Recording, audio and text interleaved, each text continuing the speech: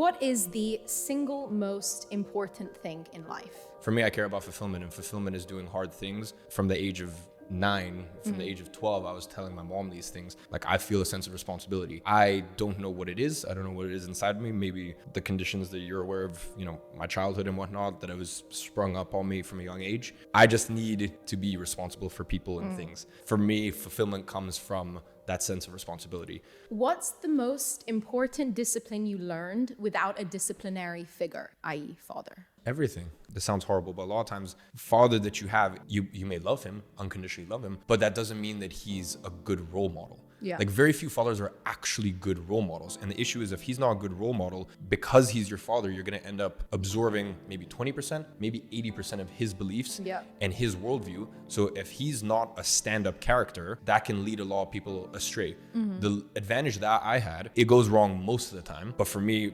luckily it just managed to work, is I had a clean slate. Because I had a clean slate, I could be the man that I want to be. But you say clean slate, but I think also you have carried a lot of trauma. So how has that shaped you and affected you? Because it's not necessarily a clean slate. I mean it more from a tangible perspective of worldview, wisdom, beliefs. I think from the perspective of love, it's just, I guess my view of love is a lot more pragmatic than other people. Do you think love has an expiry date? The love that you're talking about, yes. The truest love is when you wake up next to a person, you're not even actually that attracted to them. You know all the bad things about them, you know all the negatives, all the downside, but you still go, there's no one else I'd rather have by my side. To me, that's actual love. And that is, hands down, one of the best feelings in the world. That's home. That's home. It is home. And some would say I have a very depressing view on love, but it's I wouldn't say you have a practical. depressing view.